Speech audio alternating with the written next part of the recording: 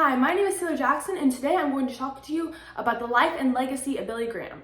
My family's love for Billy Graham was not only because he's a famous preacher, but it was also because he played baseball just like my brother did. In fact, they both had their dreams to play in the major leagues, but the Lord had much greater plans for them. I chose Billy Graham for many reasons, but some of the more specific reasons were because he was a dynamic, effective, and just all-around amazing preacher.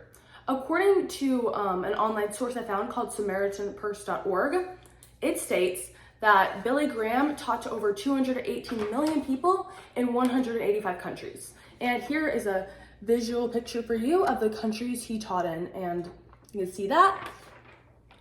So in 2019, my brother, Brooks, suffered a very traumatic brain injury, which took him out of school for a full year. It was at this time where we were wondering where the Lord was. Was he with us? We were just really struggling as a family, and we were really losing faith in him. It was at this time that we started watching Billy Graham's preachings, and his energy and his love for the Lord just totally brought us back to just knowing that whatever the plan the Lord had for us, it was good, no matter what.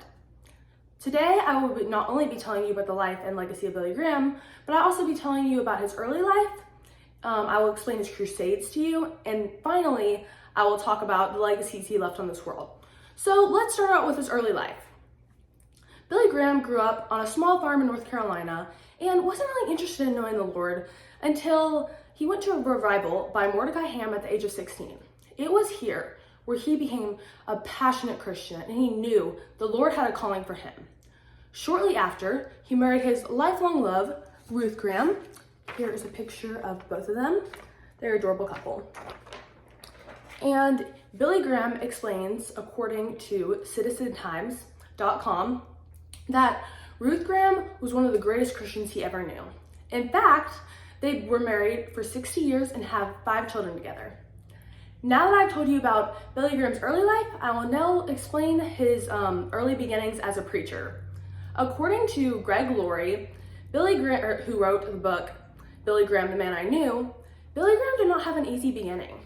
Greg Laurie states, Billy was raw and untutored, but had no shortage of zeal. He started off preaching in jails and on street corners before graduating to revivals. So Billy Graham had to work his way up to be able to get to where he is now. So as Billy Graham began to grow in his faith and experience, he started teaching at a small church in Illinois at the age of 21. And he knew at this time that the Lord had truly blessed him in his preachings.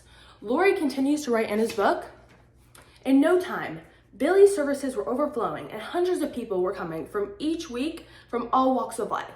So no matter if they were Christian or not, he loved them and they were invited into the church as everyone is equal.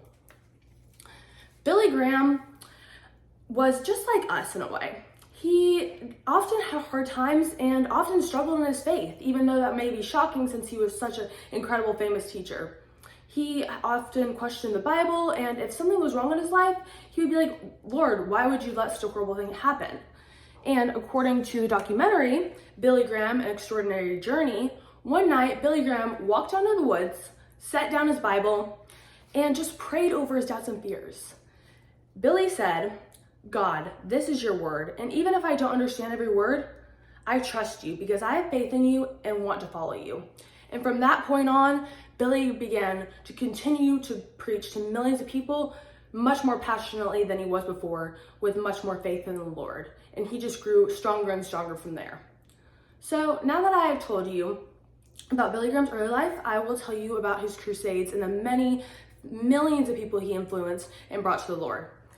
Here is a picture of Billy Graham's largest crusade. It was held in South Korea, and you can just see the visualization of the millions of people that attend. One of his biggest things that was so important to him was giving credit to the Lord. It wasn't him speaking, it was the Lord speaking through him. And I just think that is totally amazing because as humans, we often like to take credit for what we do, we're amazing, but that's not what Billy Graham did. He didn't let the fame get in his head.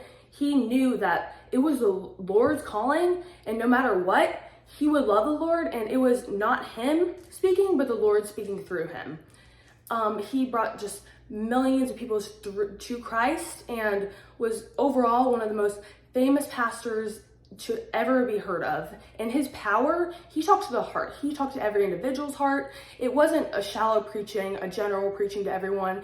And no matter what walk of life you were on, if you were a Christian, if you were not a Christian, he loved you. He wanted you to have a relationship with God. He just wanted the best for you in life. Thank you.